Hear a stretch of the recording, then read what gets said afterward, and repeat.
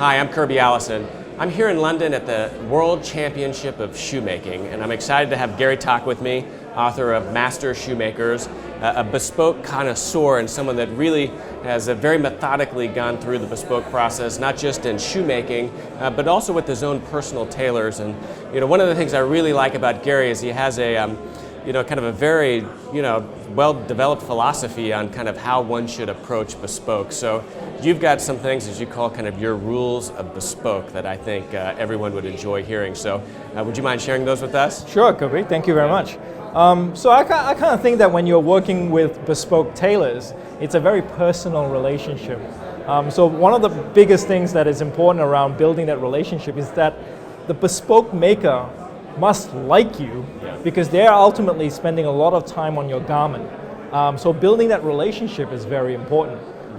So it's one of those primary rules I have, so to speak, is that you kind of want to build a strong working relationship with those individuals. And in that, it also means that being patient, and it also means being open in discussing what the tailor can do, or the bespoke maker can do, but more importantly, what they can't do, and not forcing anything that So what's an example of that?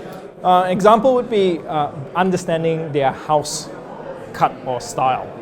For example, certain tailors like Anderson Shepherd cuts a suit completely differently from, say, a more structured approach of Huntsman. So understanding which aesthetic pleases you more and what you want out of the garment will help direct you to the right tailoring house for that aesthetic. So that's one of the first rules, and that means understanding your personal body shape, what you're going to use the garment for, and what you intend to wear it with and things like that. That's something very important. One of the most fulfilling parts of the bespoke process for me personally is the relationship, right? I mean, it's what gives meaning to the garments we wear, is the fact that we had a real person make it for us, that we know and that takes an interest in us and that we know about their family.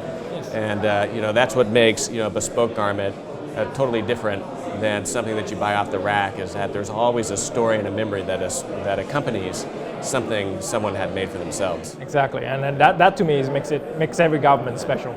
The second approach is to actually allow the first garment to be made by the tailor with minimal input. Kind of an interesting rule I have is that whether it's shoes, the first shoe or the first garment is typically a navy or black or brown solid color with very little embellishment because we want to get the cut and the pattern right. So I tend to have my first order as a navy blue suit or a navy blue sports jacket or a pair of brown or black shoes, either cap toe Oxford or a whole cut Oxford. It's very, very simple, nothing embellishing. I have a ridiculous number of navy and you can never have too many. Navy jackets and suits in different weights of cloth and things like that, but ultimately that's what I go for the very first garment. And then after that, you were sharing at dinner last night that you then move on to a pattern. Yes. And what's the idea there? So once we get the solids right and they've got the patterns right, then when we move on to the patterns, that helps with minimizing any potential mistakes with pattern matching or some of the more specific details that come from challenges that come from making with patterns. Now, any good tailor will be able to do pattern matching, but there's always certain challenges. So those are the things that I tend to try to avoid. I don't want to be disappointed. I'm sure the bespoke tailor or artisan wouldn't want to be disappointed. And that's the same reason why I tend to commission a first shoe without a medallion. Because as you go through the fitting process of the last with a shoe, and it depends on how they make the process, but some shoemakers may end up skewing the medallion due to changes.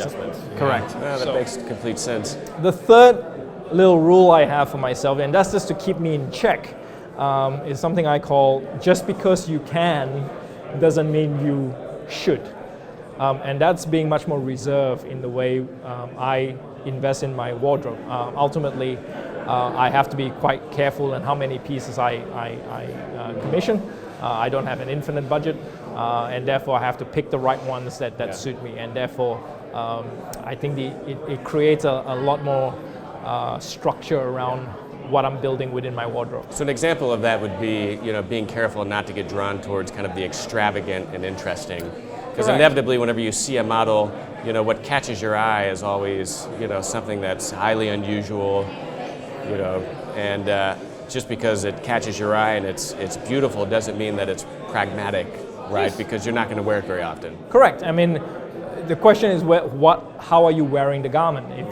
If you work in an environment or you're exposed to an environment where being very dandyish, very costumey works for you, then that's fine, go crazy. But for me, I don't see the need to take it that far. And it reflects on my general aesthetic. I tend not to go for too bright colors. Yeah. Although recently I've commissioned a couple of more colorful pieces, but they're primarily sports coats for casual wear. Yeah. One of the other interesting things I thought you were describing last night was how, you're primarily based in Hong Kong, yes. right?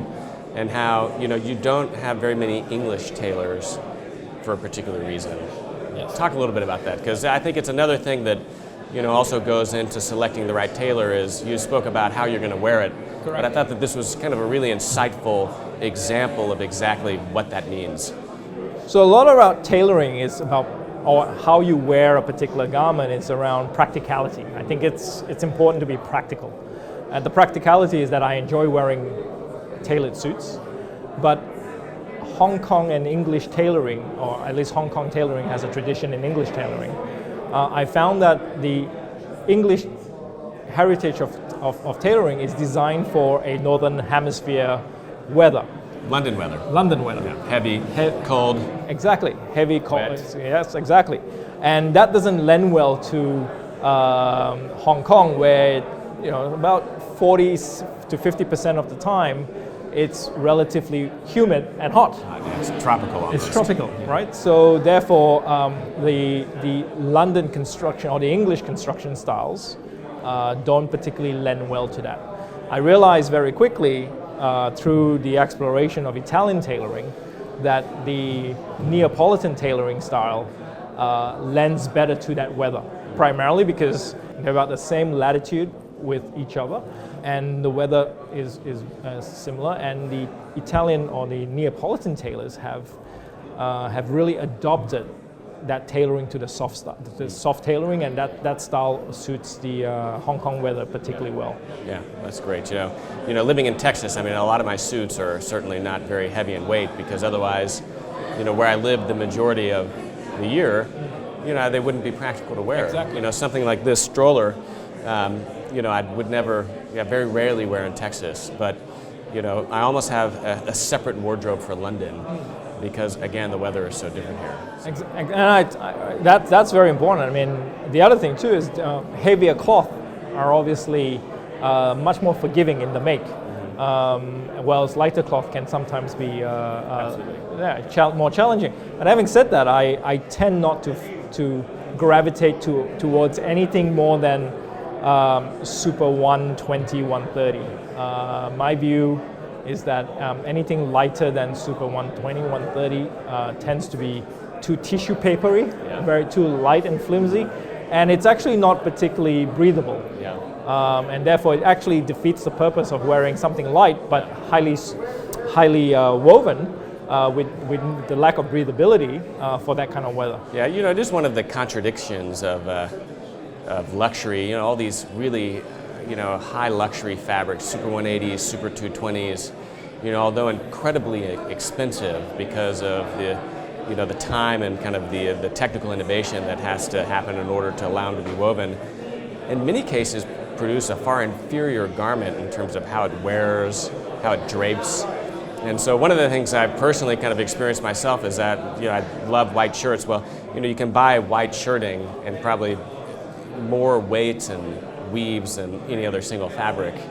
And I find myself, although I started out with like the really luxurious fine ones because I thought, that's what I want, a really luxurious soft white shirt. When you wear it, it wrinkles easily, it wears out faster. And so now I think at Charvet I have my shirts made out of one of the heaviest cotton shirtings because it's what looks crisp, it's what holds a press, and it's what actually lasts longer. Yeah, that's actually a very good observation. Ultimately, for those embarking on Bespoke, again, that's a really good example of just because you can doesn't mean you should. Yeah.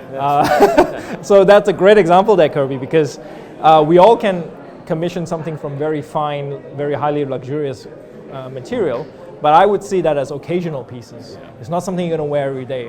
You are always in a suit, you're always immaculately dressed, and therefore your shirting is at the core of your wardrobe, and therefore it has to be robust. Yeah.